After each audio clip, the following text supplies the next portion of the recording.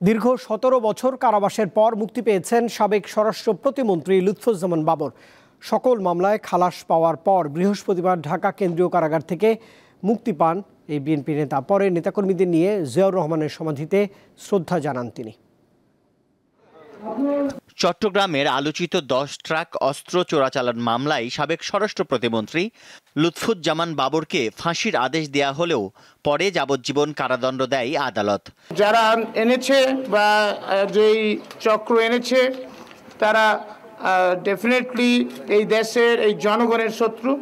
প্রায় 10 বছর পরে সম্প্রতি অন্তর্বর্তী সরকার গঠনের পর গত মঙ্গলবার চট্টগ্রামে আলোচিত এই মামলা থেকে আদালত বাবরকে খালাস দেন।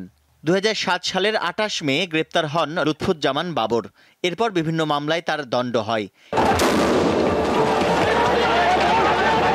এসব মামলার মধ্যে উল্লেখযোগ্য ছিল 21শে আগস্ট গ্রেনেড হামলা মামলা ও চট্টগ্রামের 10 ট্রাক অস্ত্র মামলা। দুটি মামলায় তার মৃত্যুদণ্ডাদেশ হয় এবং একটিতে দেওয়া হয় যাবজ্জীবন কারাদণ্ড। তবে গত বছরের 5 আগস্ট আওয়ামী লীগ সরকারের পতনের পর এসব মামলার আপিল শুনানি শেষে একে একে খালাস পান বাবর। সবশেষ মামলায় খালাস পান গত 14 জানুয়ারি। প্রয়োজনীয় কার্যক্রম শেষে বৃহস্পতিবার বেলা 2টার দিকে ঢাকা কেন্দ্রীয় কারাগার থেকে মুক্তি পান বাবর। এ সময় কারা ফটকে নেত্রকোনা থেকে আসা অপেক্ষমান তার সমর্থক ও বিএনপির নেতাকর্মীরা ফুলের মালা দিয়ে বরণ করে নেন।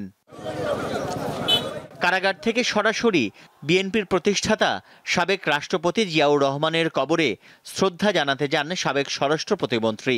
তার সাথে ছিলেন বিএনপির জ্যেষ্ঠ নেতারা। যাতে কেউ এভাবে ক্ষতিগ্রস্ত না হয় সেটা নিশ্চিত করার জন্য একটা গণতান্ত্রিক মানবিক বাংলাদেশ গড়তে চাই। পরে বনানী কবরস্থানে মা বাবার কবর জিয়ারত করেন সাবেক স্বরাষ্ট্র প্রতিমন্ত্রী লুৎফুজ্জামান বাবর। মন্তব্য করা তো জরুরি। তানভীর খন্দকার, দীপ্ত সংবাদ, ঢাকা।